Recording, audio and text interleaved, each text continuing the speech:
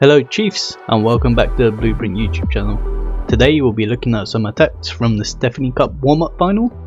This was a ball between Space Station Gaming and MCES, two of the best clans in the game right now, and it was a really good ball. Hopefully this was an indication of what's to come in the full tournament, which is actually a big prize pool of $45,000 I believe, which for Clash is a really big prize pool. So it was great to see such a good final for the warm-up event, which shows there's great things to come in the main event. So today, we'll be breaking down a couple attacks for you, seeing how they happen, because all these attacks happen in the final, where obviously the pressure is high. There were actually a lot of great clans in this, like ATN, Queen Walkers, but it was MCS and Space Station that ended up making it to the final, which is pretty impressive considering what ATN and Queen Walker's form is recently. So it's great to see these two clans fight out. So first we have Simpy coming in, and let's see what he's coming in with. He doesn't have a poison, so I guess he's coming in with his speciality, which is the new Skelly Donut with the Invisispell. This is great to see. I think he's like the only player that can pull this off reliably. Stars used to be good at this at Town of 13, but he's found it kind of hard at Town of 14. So it's really cool to see that. It's crazy the value you can get if the buildings are placed correctly for you to place Skelly spells. And then he comes in with a blimp. I guess he used the freeze so his Yetis live a bit longer. So he got that expo with the Yeti mites, and now he's coming in with zeros. It looks like he used that blimp to also funnel, so that his heroes walk into the Town Hall compartment. He's got the perfect funnel so far, and he's gonna wall break them in, I'm guessing, and they get a lot of value from that tunnel compartment. You might not think it's a lot because it's 2 ground expos, which doesn't really matter too much on a Lalo, but pathing is so important on a Lalo, so even if it is 2 ground expos, it is still major value. So he's coming in with his heroes. He's still yet to deploy his RC, so it'll be interesting where he deploys. He deploys the RC at 10 o'clock. He's actually still got an Invisispell for her, so I believe he'll use that there. Otherwise the king will lock onto the RC and she will get the multi. I wonder if this queen will get the enemy RC. There's not much DPS on her, so it just depends if she engages RC or not, but she should right now I believe. Yeah, that RC just gets the multi before the king locks on, and yeah, the queen does get the RC, and look at that value. There's nothing left to Lalo. This is what kind of Lalo is this?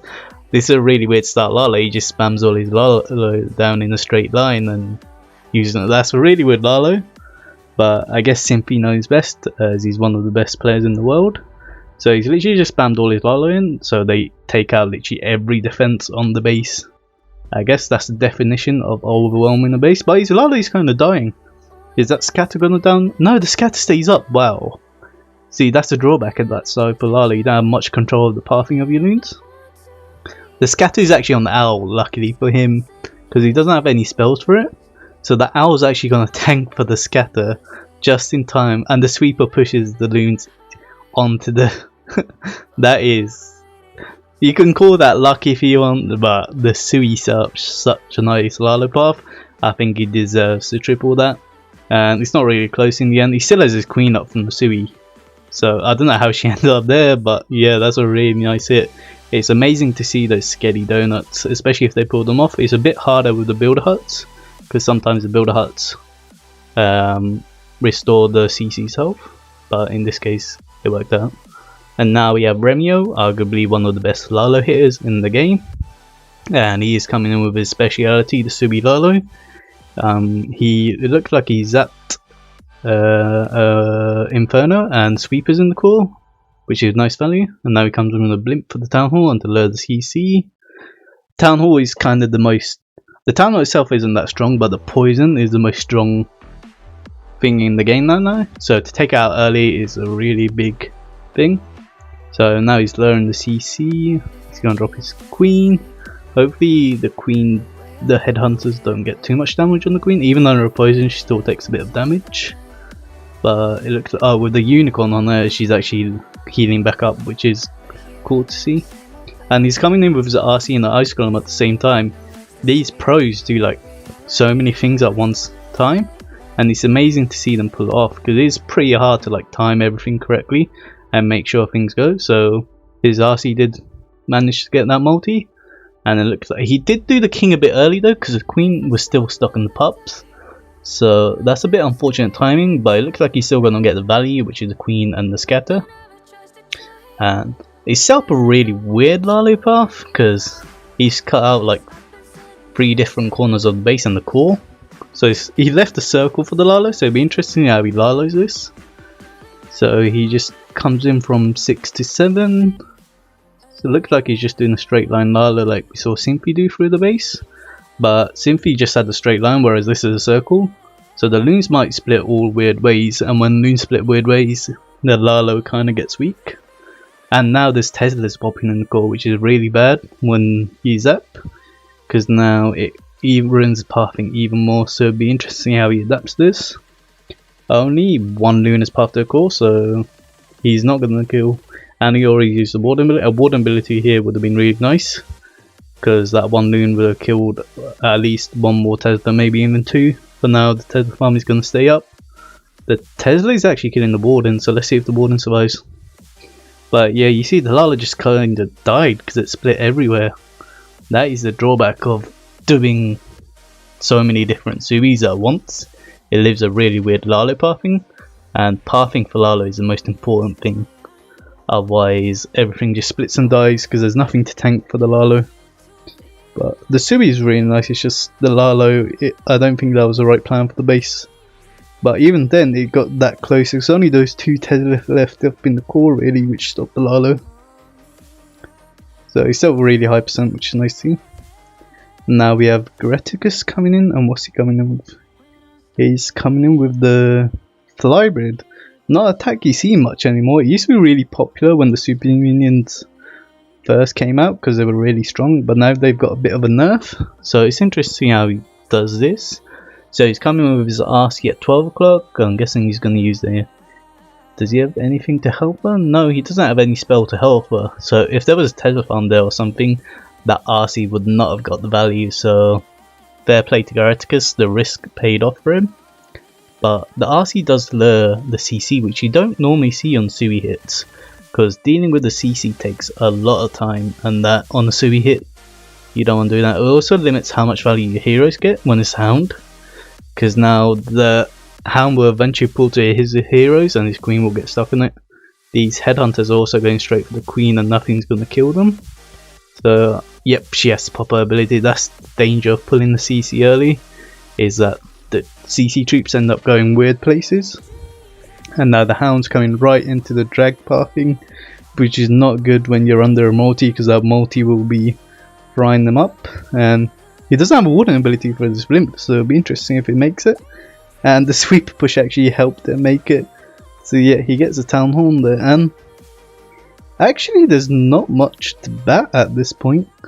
If the dragons get the scatter, which there's only 1 splash left on the base for the bats to deal with, and he's going straight into it with an ice golem tanking. That's really nice to see. To think of to take an ice golem, it saves him at least 1 freeze, maybe 2 freezes. But yeah, that's a pro player move there. And now the bats and the dragons don't have much to get through. There might not be many dragons left, but they got enough of the base, and he identified where the splash buildings were in that base. So the bats have nothing to get through. He's even going to end up swagging a freeze. I know that RC is still alive, but that's not really much of an issue for bats. So yeah, that was a really nice hit. The poison actually helps because it's actually damaging the RC a bit. Maybe you should have saved that bit later for when the bats were on. Oh, he's going to freeze the RC. Yep, that's really nice to see. No swag spells here, but the bats take ages to get through the storages, unfortunately. But this should be a triple. He's got plenty of time. And GG, that's just a case of good base identification and good execution there. And now we have Nick coming in, arguably the best player on SSG. He is really consistent, but we normally see him use Lalo or Drags, so it's weird to see him coming in with a super witch hit, which is not something I've seen. So it'll be interesting how he pulls this off. So I'm guessing gonna Warden Walk this Inferno, which is good value for a Warden Walk. He's under a Ground Exploder, which you kind of tend to avoid when on a Warden Walk because it does a lot of damage. Makes you burn a rage, but that's fine because he's not zapping anything, so he's got the spells to use. The scary thing is though, he might not get a healer switch now because the expos are still on the warden, so it's unpredictable when you get a healer switch. Sometimes you don't get it, sometimes you do. I'm not sure how it happens, but for now he's sticking on the warden still because the expos are still on him, but he's coming in with a super witch hit. Two of the super witches are actually walking, and this blimp is really early. So normally you want to save your warden for a lot later in the super witch hit because you don't really need it that early because the super witches are so tanky. And the blimps in the tornadoes are going to make it still. There's no SAMs there, but there's a lot of DPS bombs going off. So let's see if this blimp still gets stunned. It looks like it took sneaky gobs in the blimp. Yep, those sneaky gobs should get the town hall because it's on the drop. Yep, they get it. Maybe a Yeti blimp would have been better there because it would have got more of the defenses. But now he's pushing through the core. He still has 2 super witches in the core, it looks like. Queen, but his flank has died. He's coming in with the RC now. It's really close on time actually for a super. He's only got a minute 15 and he's got 40% of the base to clear. This RC timing was actually kind of nice because the super witches in the core are tanking for pretty much everything. So the RC hasn't taken much damage yet, so she should be able to clean up this corner of the base. But that Tesla farm is pretty scary because she has nothing to tank for her. She does have ability and 2 freezes, so she uses 1 freeze there. I don't know if I agree with that or not because it would have been better to freeze the 2 Teslas coming up. So let's see, he uses ability now. That's interesting. I would have saved it for the Teslas. This is so close on it. The RC is going to die in this compartment, I think, because there's too much DPS. He's not got ability or a freeze. So it's up to the queen and the witch in there. This queen actually banging through the wall is kind of nice because she'll take out the storages, which are the high HP buildings. So let's see if he gets it. Come on, Nick, you got this. Surely he has this, guys. He doesn't have it, and the super witches get through it so quick. Surely he get. If his queen stays alive with the unicorn, he's definitely gonna get this. Come on, 3, 2. Oh my god, he's gonna be a 99. No. Wow, that is as close as it can get. That was unlucky. Damn. That just shows what happened when your flank dies on super witch hit. It takes so long for everything to get through the base. But nice try to Nick. So those were some nice variation of attacks, and I hope you guys enjoyed. Hopefully we'll have more videos when the Stephanie Cup starts up, and thank you for watching.